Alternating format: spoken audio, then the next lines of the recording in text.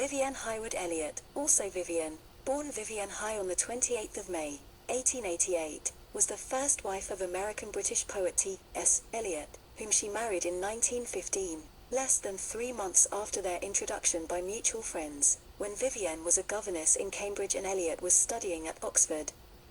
Vivienne had many serious health problems, beginning with tuberculosis of the arm as a child, and the marriage appeared to exacerbate her mental health issues. Husband Eliot would not consider divorce, but formally separated from Vivienne in 1933.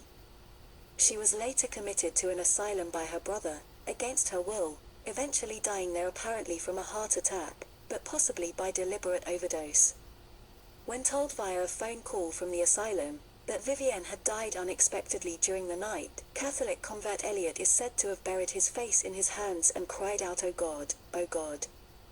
Both Vivienne and T.S. Eliot stated poet Ezra Pound encouraged Vivienne to marry Eliot as a pretext for the poet to remain in England, where Eliot and Pound believed he would have greater career success, but also against the wishes of his family who wanted him to return to America. Neither set of parents were informed of the wedding beforehand, but an aunt served as witness. Vivienne made creative contributions to her husband's work during their 18-year marriage, supposedly including to the second part of The Waste Land, but it was a difficult relationship. Both had mental and physical health problems. He consulted with Vivienne, refusing to release a section of the poem The Waste Land until she approved it. Eliot had a pattern of relying on women for feedback of his work, and relied on Bloomsbury group Mary Hutchinson throughout his life for readings and criticism, which you can learn about on this channel. Eliot later said, "To her the marriage brought no happiness, to me it brought the state of mind out of which came the waste land." Research into their relationship has been hampered by lack of access to her diaries, whose copyright was granted to Eliot's widow and second wife Valerie Eliot, but Valerie recently agreed to publish these diaries, and portions of them can be read on the T.S. Eliot website. Valerie Eliot claimed the copyright of Haigh-Wood's writings in 1984, including her private diaries, which was quite the possessive move. Vivienne seemed to have saw this coming, and donated her diaries to the Bodleian Library of Oxford upon her death in 1947, enabling some public access. Vivienne Haigh-Wood was born in Knowsley Street, Bury, Lancashire, the first child of Rose Esther, née Robinson, 1860 to 1941, and Charles Haigh-Wood, Wood, 1854 to 1927, an artist and member of the Royal Academy of Arts. Charles was local to the area, but his wife was born in London, where the couple had been living, and they had returned to Bury for an exhibition of Charles's paintings at a gentleman's club, with Rose Esther heavily pregnant. The journey may have triggered the birth earlier than expected, and Haigh-Wood was born in Lancashire rather than London. She was registered at birth as Vivienne Haigh, though as an adult she called herself Haigh-Wood, and later spelt her first name Vivian without the additional N, indicating a conflicting sense of self. Her paternal grandfather was Charles Wood, a gilder and picture framer from Bolton, so her father called himself Charles Haigh-Wood to distinguish himself. The Haigh came from his mother, Mary Haigh, originally from Dublin. Mary Haigh had inherited 7 semi-detached houses in Kingstown, now Dunlafair, a Dublin suburb, which gave the family financial stability, allowing Haigh-Wood's father to study at the Manchester Art College and the Royal Academy schools in London. All of the paintings in this video are Charles. They show dramatic internal scenes, and high society sitters, which may have unnerved Vivienne. A redhead sitter also reappears in Charles' work. Is this Vivienne? Charles Haigh-Wood inherited his mother's property when she died, as well as the family home at 14, Albion Place, Walmersley Road, Bury, and he became a landlord, which allowed him to move his wife and Vivienne to Hampstead, a fashionable part of North London. They settled into a house there at 3, Compayne Gardens around 1891. Vivienne's younger brother, Maurice, was born there in 1896. He went on to train at Sandhurst and fought during the First World War like millions of other Europeans. Although the family was clearly well-to-do, Seymour Jones writes that Vivienne was ashamed of her connection to Lancashire, perceived as working class, and was left with a sense of inferiority that made her self-conscious and snobbish, especially when mixing with Eliot's aristocratic London friends. Vivienne played the piano, painted, took ballet lessons, was a good swimmer, and worked for a short time as a governess for a family in Cambridge. She had multiple health problems. She was diagnosed with tuberculosis of the bone in her left arm when she was a child. Tuberculosis is experiencing an uptick in the United States due to illegal immigration, with 75% of current American tuberculosis cases originating in Mexico. Without treatment, it is one of the most fatal diseases. Vivienne was treated by Sir Frederick Treves and said she had had so many operations, she had no memory of her life before the age of 7. Sir Frederick Treves, 1st Baronet, was a prominent British surgeon, and an expert in anatomy. Treves was renowned for his surgical treatment of appendicitis, and is credited with saving the life of King Edward VII in 1902. Queen Victoria was also one of his patients. Vivienne was also plagued by heavy, irregular menstruation, to her great embarrassment, and severe premenstrual tension, which led to mood swings, fainting spells, dehydration and migraines. She would insist on washing her own bed linen, often twice a day, and would take her sheets home with her to clean when on holiday, once leaving a hotel to claim she had stolen them, to Eliot's dismay. She apparently felt unable to ask her mother for help. Eventually her mother took her to a doctor who prescribed potassium bromide to sedate her, which probably meant he had diagnosed hysteria. Virginia Woolf, herself severely mentally ill in part due to being molested by her stepbrothers as a child, described Vivienne on the 8th of November, 1930 in her diary. "Oh, Vivienne. Was there ever such a torture since life began? To bear her on one's shoulders, biting, wriggling, raving, scratching, unwholesome, powdered, insane, yet sane to the point of insanity, reading his letters, thrusting herself on us, coming in wavering trembling. This bag of ferrets is what Tom, Eliot, wears round his neck." Not everyone agreed with Virginia's impression. Muse and writer Mary Hutchinson was very fond of Vivienne, and the two remained good friends during Vivienne's marriage to Eliot and afterwards. As the medical bills rose, so did her family's resentment of her. Her brother, Maurice, blamed her for what he saw as his second-rate education, because there was no money left to send him to public school. She became engaged to a schoolteacher, Charles Buckle, in 1914, but Buckle's mother was apparently unhappy about it. Vivienne's health problems persuaded Rose Haigh-Wood that her daughter had moral insanity. She decided Vivienne should not marry or bear children, and withdrew the family's consent. Potassium bromide, the medicine Vivienne was taking, was thought by the Victorians to quell sexual desire. With Vivienne's heavy menstruation, doctors turned to it as a drug for the girl. Potassium bromide was also used to stop epilepsy by stopping irritation of the nervous system. Potassium bromide is an anticonvulsant salt and is still used to treat epilepsy in dogs. However, in humans it has a very long half-life, and so builds up to chronic levels in the skin and lungs. Chronic levels of potassium bromide are shown in mental slowness, cognitive decline, sedation, tremor, and overall slowing in patients. It was used in Britain until the 1970s. Haigh-Wood met the American Tom Eliot on or around March 1915 at a dance in London, where he took tea with her and a friend. They were both 27. They met again shortly after that at a lunch party in Schofield Thayer's rooms at Magdalen College, Oxford.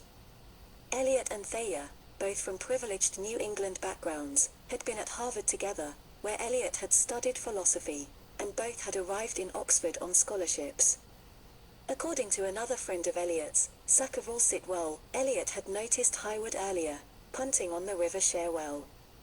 Seymour Jones writes that Oxford attracted young women visitors, or river girls, who would come in search of eligible husbands. Women were not allowed to take degrees at Oxford until 1920.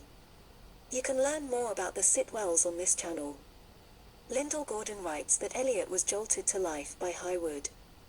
He was a repressed, shy, 26-year-old who was bored in Oxford, writing of it that it was very pretty, but I don't like to be dead. She was flamboyant, a great dancer, spoke her mind, smoked in public, dressed in bold colors and looked like an actress. Impressed by her apparently wealthy background, the artist father and the brother at Sandhurst, he failed to realize that, within the rigid English class system, Haigh-Wood was no match for his New England background or for the English aristocrats with whom he had surrounded himself. A few of his friends, including Aldous Huxley, said they liked Haigh-Wood precisely because she was vulgar. For her part, she fell in love with Eliot, seeing in him what she described as the call to the wild that is in men. Eliot was in Oxford for 1 year only, and was expected to return to Harvard to begin a career as an academic philosopher, an idea he railed against. He wanted to be a poet. He had completed the love song of J. Alfred Prufrock in 1911, the poem that was to make his name when it was published in Chicago in 1915, and he saw remaining in England as a way to escape his parents' plans for him. Vivienne had an artistic spirit, and wrote the following on writing: "I think at first, until one has got the spout of this long disused fountain clear, it is better to let the water burst out when it will, and so force away the accumulation of decayed vegetation, moss, slime, and dead fish which are thick upon and around it." When he was in his 60s, Eliot wrote he had been immature and timid at the time, and probably in love with Emily Hale, a Bostonian he had had a relationship with in the United States. Emily Hale was an American speech and drama teacher who worked at Simmons, Scripps, and Smith colleges. "Emily Hale would have killed the poet in me. Vivienne nearly was the death of me, but she kept the poet alive," Eliot wrote.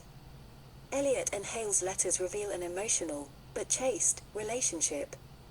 However, this emotional relationship may have strained the marriage as it continued into the 1930s. What he wanted from Haigh-Wood, he said, was a flirtation. But a meeting with the American poet Ezra Pound persuaded him that the pursuit of poetry was possible, just like Edgar Allan Poe had done, and marrying Haigh-Wood meant he could stay in England and avoid Harvard. Eliot told a friend, Conrad Aiken, that he wanted to marry and lose his virginity, and so chose Vivienne to do so. The couple were married after 3 months, on the 26th of June, 1915, at Hampstead Register Office in London, with Lucy Ely Thayer, Schofield's sister, and Haigh-Wood's aunt, Lilia C. Sims, as witnesses. Eliot signed no occupation on the certificate and described his father as a brick manufacturer. Neither of them told their parents. The painful relationship between the American-born poet and his first wife was the subject of the 1984 play Tom and Viv. Early in their marriage she had an affair with Bertrand Russell, which Eliot is said to have ignored. Before her final illness, she claimed that she and her husband were incompatible. He told his friends, Virginia and Leonard Woolf, that he could not imagine even shaving in his wife's presence. In 1928 he took a vow of chastity. The creator of the harsh worlds of poems such as The Waste Land and the love song of J. Alfred Prufrock first considered a separation from Vivienne in 1932. He took up a professorship at Harvard and only met her once again before her death in 1947.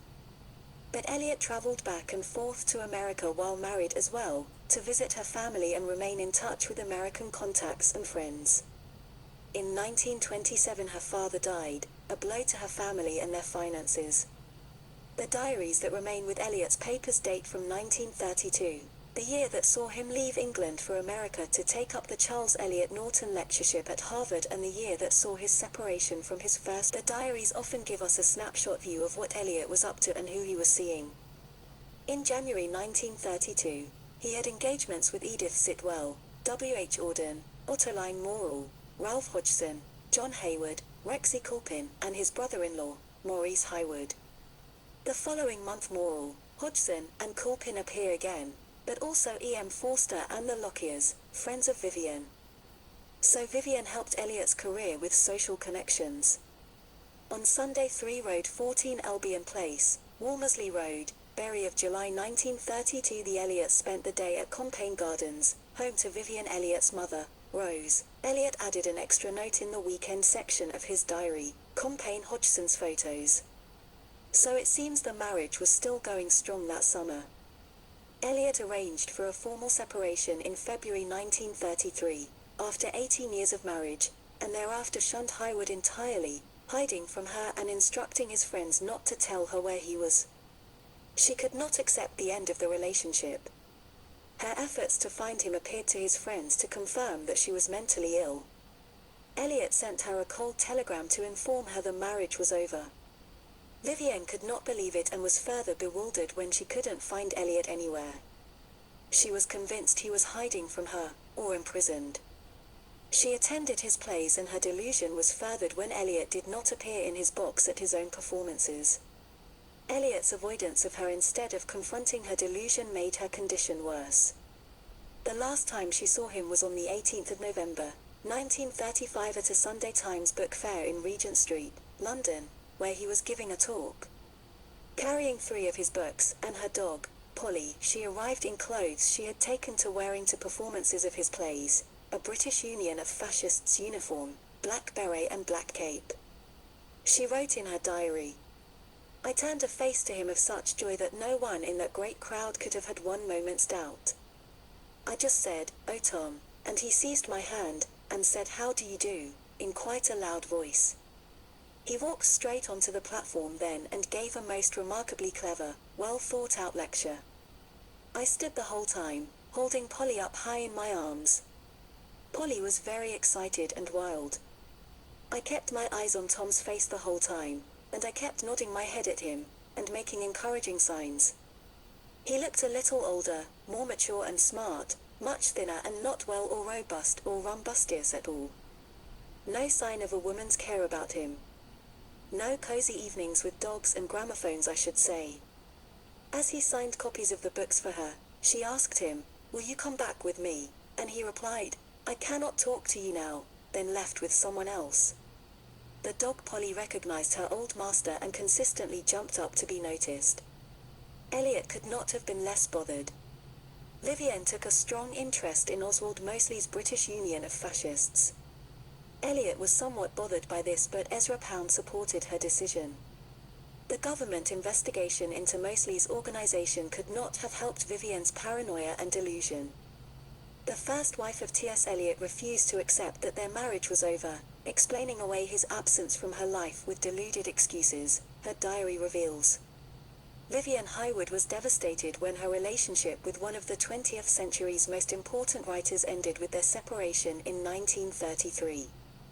Diary entries of 1934 and 1935 show she convinced herself that he had been kidnapped and needed to be rescued, or that she had met an imposter, rather than the real Eliot, at a lawyer's office to discuss their separation. In one entry, she wrote, "My belief is that he wants to get back to me, and is in chains." Months later, despite Eliot's attempts to distance himself from her, Vivienne awaited his return. "The only thing I yearn for and bleed for is the day when Tom calmly turns the keys in this front door, walks leisurely in, finds the room door key, and then has a good look all round, smiles with quiet satisfaction, draws a long breath, and goes quietly to his dear books and to his bed. And if he can then say, 'God bless my little Welsh wife Vivienne.' Surely he will say that." Vivienne had Irish heritage, not Welsh, so it is not clear why she thought she was a Welsh wife. Passages from her diaries, deciphered from her minute handwriting, are included in a 950-page edition of Eliot's correspondence, which Faber and Faber published in 2017. It is the 7th of 20 planned volumes devoted to her husband Thomas Stearns Eliot, winner of the Nobel Prize for Literature in 1948, whose masterpieces included The Waste Land. In December 1934, an exasperated Eliot eventually dispatched bailiffs to Vivienne's flat to seize his books and papers. Weeks later, he wrote to his brother that the pressures of needing to write a play within 3 months was made worse by Vivienne giving him the maximum of trouble and legal expense in getting my property. Reassuring himself about her state of mind, he continued, "Apparently, I can dismiss from mind the fear of her molesting me." Among Vivienne's correspondence is a 1935 letter to her solicitors. She wrote, "If my husband is free, and in his right mind, why should he go to the vast expense of employing hired men to force an entry into my flat to get hold of some old papers when he has had access to the flat the whole time? This isn't a bad question." In 1948, Eliot flipped the script of his separation in the writing of his play The Cocktail Party. He had the wife leave the main character husband. In this play, the mistress becomes one of the most sympathetic figures and ends up martyring herself for the sake of social grace. It was Eliot's most successful play. In 1957, Eliot married his secretary, Valerie, who died in 2012, having wanted to make her husband's correspondence available to the public.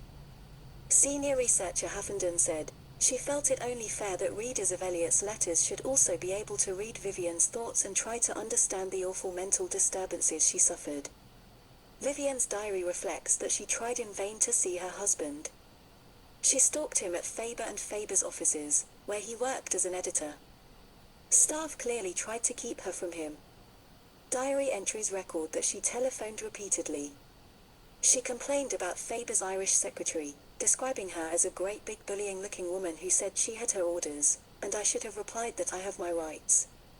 I am so feeble, wilted and easily fooled by these people. When I said to her that Tom could come home at any moment, she said rudely, I know he can. Vivienne was committed to the Northumberland House Mental Hospital in Woodbury Down, Manor House, London, in 1938, and remained there until she died. She was interred when her mother died in 1941. Although Eliot was still legally her husband, he never visited her. He remarried to Esme Valerie Fletcher, his secretary, whom Vivienne had met upon her visits to Faber and Faber Publishing House, in 1957. Let's take a look at where Vivienne's brother decided to commit his older sister. Northumberland House opened in 1829 as a private lunatic asylum for the care of ladies and gentlemen of the upper and middle classes. It was licensed to accommodate 40 patients, with Richard Beckett, a stationer, as licensee. The large three-story mansion was set in extensive grounds. Built in 1822 to resemble a country house, it had a pillared entrance, balustrades, and urns upon the roof. A visit by the Metropolitan Commissioners in Lunacy in July 1829 found the house to be in good order, with the exception of the crib room, which is very offensive. Patients with faulty habits, i.e., who ate or soiled themselves at night, slept on cribs, beds with bases of wooden slats with loose straw as a mattress. The straw was supposed to be changed every day. In 1830 the asylum contained 12 male and 9 female patients. During the summers, groups of patients were taken on holiday to the seaside. In the 1860s a row of semi-detached villas was built close to the asylum's principal field and cricket ground. To maintain privacy of the patients, the nearest two were purchased by the asylum and included in the license. They were then refurbished for patients, 5 men in one house and 5 women in the other. Only the quieter and harmless types were accommodated in them.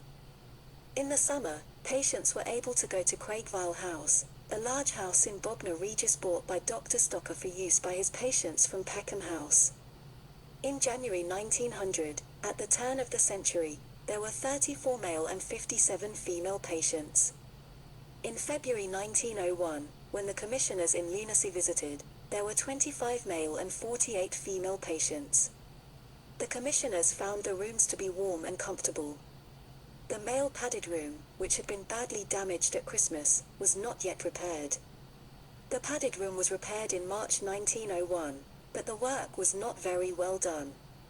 The rooms in the villas were also repaired and redecorated. The garden was divided, so that both sexes could use it at the same time. In the same month there was an outbreak of enteritis, possibly from the milk supply. 7 patients were affected and 1 nurse died of it. No white privilege here. In 1901 the staff on the male side of the asylum consisted of a head attendant, 2 charge attendants and 8 ordinary attendants, plus 2 attendants at night. On the female side there were a matron, 3 charge nurses and 9 ordinary nurses, plus 2 at night. Carriage exercise was available at the asylum, but cost extra. Traveling in a carriage was thought to be beneficial to the internal organs, as the jolts and shocks from the carriage wheels going over rough ground were transmitted through the flooring to the passenger. At the beginning of 1902 the asylum contained 28 male and 53 female patients. The male side had 10 attendants and the female 17, with 2 on each side at night. It had been decided that the villa at number 350 Green Lanes would be occupied by female instead of male patients. The interconnecting doors therefore had to be securely locked with special keys. In January 1903 there were 31 male and 51 female patients. A shelter against the sun and light rain was provided in the south wing garden. In the summer, groups of patients were taken on holiday to Bognor Regis. The asylum was maintained in good order. Patients were rarely mechanically restrained, but unreasonable behavior was punished by seclusion for a period of hours.